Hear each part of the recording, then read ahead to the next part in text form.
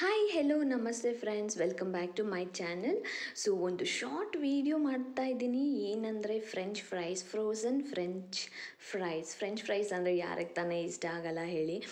ನಿಮ್ಗೆ ಗೊತ್ತಿರ್ಬೋದು, ನಾವು KFC, ಮೆಕ್ಡಿ ಅಲ್ಲೆಲ್ಲ ಹೋದಾಗ ಫ್ರೆಂಚ್ ಫ್ರೈಸ್ ಎಷ್ಟು ಕೊಡ್ತಾರೆ, ಕಾಸ್ಟ್ಲಿ. ಬಟ್ ಏನು ಹೇಳೋದು, ಸ್ವಲ್ಪ ಕ್ವಾಂಟಿಟಿ ಎಲ್ಲ ಲೆಸ್ಸೇ ಕೊಡೋದು, ಬಟ್ ತುಂಬಾ ಇಷ್ಟಪಟ್ಟು ತಿಂತೀವಿ ನಾವು ಇದನ್ನು.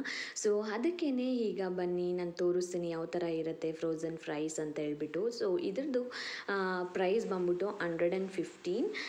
ಸೊ ಒಳಗಡೆ ಈ ಥರ ಇರುತ್ತೆ. ಪ್ಯಾಕೆಟ್ ಓಪನ್ ಮಾಡಿ ತೋರಿಸ್ತಾ ಇದ್ದೀನಿ ನಾನು, ಒಳಗಡೆ ಯಾವ ಥರ ಇರುತ್ತೆ ಪ್ಯಾಕೆಟ್ ಓಪನ್ ಮಾಡಿದಾಗ ಅಂತೇಳ್ಬಿಟ್ಟು.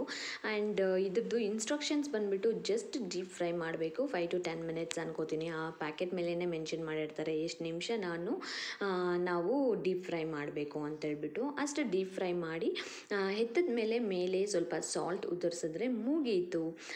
ಫ್ರೆಂಚ್ ಫ್ರೈಸ್ ಈಸಿಯಾಗಿ ನಾವು ಮನೆಯಲ್ಲೇ ರೆಡಿ ಮಾಡ್ಕೊಬೋದು. 115 rupees ಆ್ಯಂಡ್ ವರ್ತ್ ಅಂತಲೇ ಅನ್ನಿಸ್ತು. ಆ್ಯಕ್ಚುಲಿ ನಮ್ಮ ಮನೇಲಿ ಅತ್ತೆ, ಮಾವ, ನಾನು, ಶ್ರೀ 4 ಜನನು ತಿನ್ನೋ ಅಷ್ಟು ಓಕೆ ಅಂತ ಅನ್ನಿಸ್ತು.